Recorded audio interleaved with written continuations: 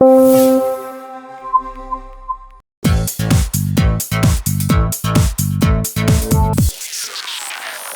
guys, Steve Petrotto here with Horizon Hobby, and along with my good friend James Haley from the Blade team, one of our senior designers and category managers with the company. We have an exciting new announcement today. This is the Blade Theory X airframe kit. Now, you've known Blade for being a convenience brand, one that brings you products that are ready to fly, but this is the first airframe that we've brought to market, and it is a full carbon fiber airframe designed specifically for FPV racing. So James, let's jump right into this.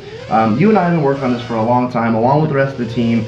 You drew it with some of our input, and it's become this really cool project within the team.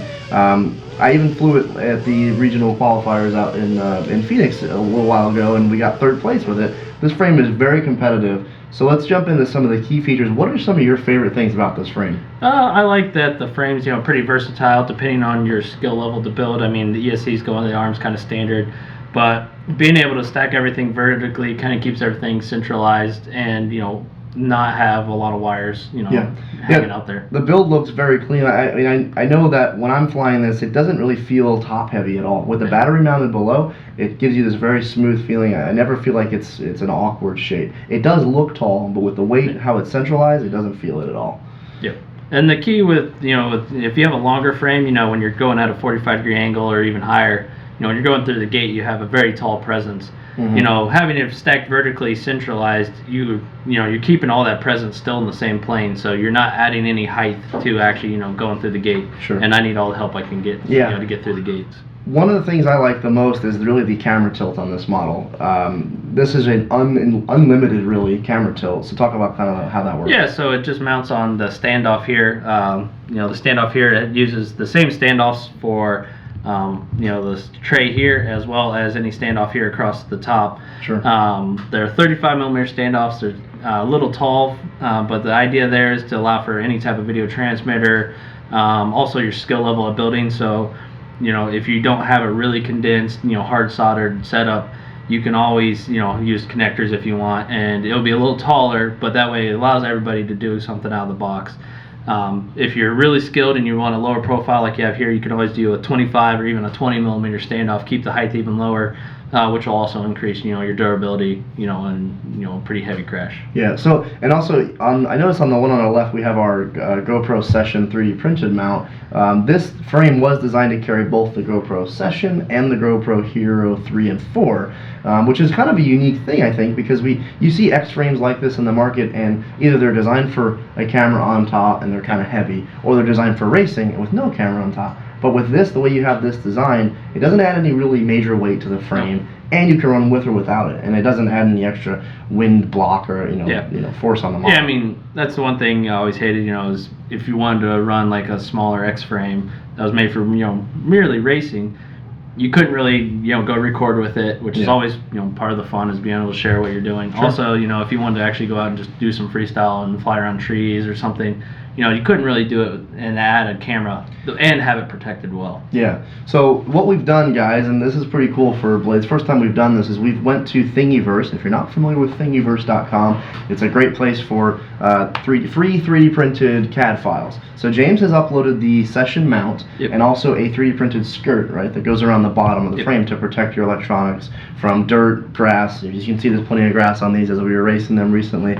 But those are nice pieces. They're totally free. The CAD's up there online. Go to Thingiverse under Blade RC. You can check those out right there. So it's pretty cool. But that GoPro Session mount, we've printed it with tough ink, right? So it's really very flexible, but it's very durable at the same time. It allows you to slide the camera in there. Mm-hmm. It'll stay in there. The new version actually that we uploaded has little tabs to keep it in there even in a hard hit. Yeah. So you don't have to use a separate strap or anything. Yeah. So really nice. You don't have to buy it. If you've got a 3D printer or someone who does, actually just download that file or send it to them. It's really nice. Yep.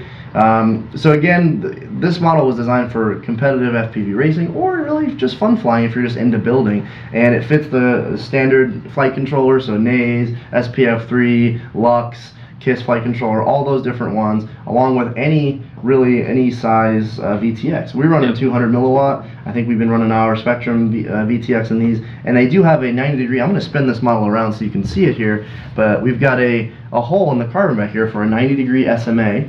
and that's going to allow you to run your video transmitter, antenna straight up out of the model, not coming out the back. It's away from the props. You're not going to cut anything. And with the GoPro mount there, with the standoff, it's pretty well guarded. So if you're running the shorter style antennas, like the IB Crazies or the Triumphs, sure, it's well protected, especially with the GoPro mount. I mean, it helps a lot in that. Yeah, and one thing I kind of found that last weekend racing in Phoenix is with my transponder, without the camera, it's actually a really perfect perch for the transponder on top of the quad here without the camera. Yep. So I just have a female servo lead in there. I plug my transponder into that, and then I just kind of electrical tape the transponder to it, and it carried it perfectly. Yep. It's not awkward. A lot of times these small frames are so hard to get a transponder on for racing.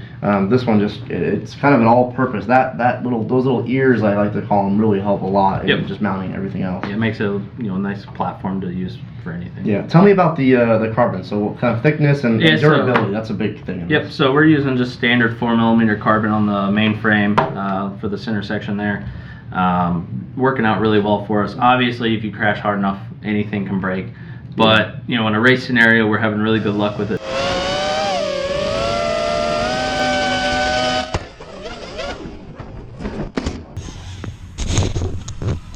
I dinged it again. We're good though.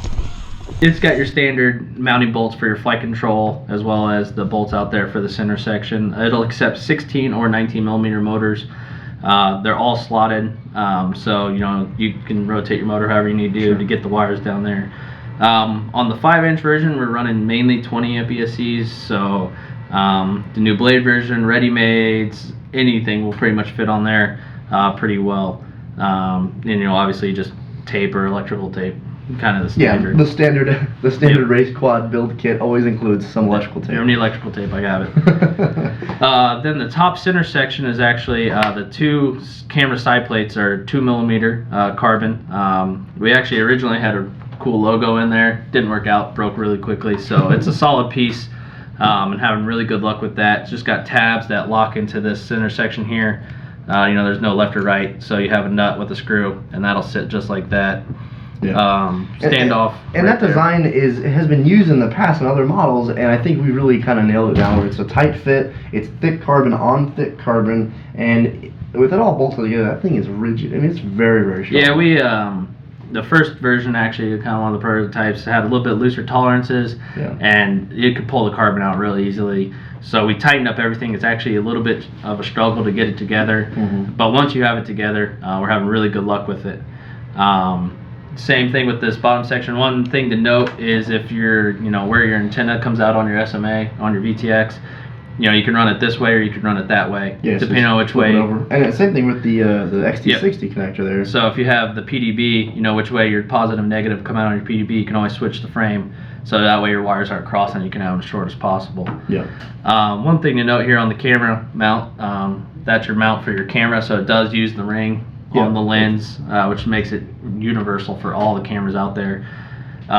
And then, like I said, any of the standoffs, it just bolts right on there. So it's really easy to take your camera off if you need to focus it instead of trying to focus it in the model. Yeah, I was gonna say we were racing at daytime and at nighttime within the same day, and I ran a daytime camera setup and a nighttime camera setup. And the guys that had the longer frames had to take their whole top tray off, and they spent 15 minutes changing the camera, and I was done in like a minute and a half because it's 2 screws on the side, unplug, put a new camera in, and go. So if you have that situation, or you blow up a camera, or you just need to focus one, it's so nice. It's such an easy setup. And like you said, for changing camera angle, just 2 screws on the side, loosen them up.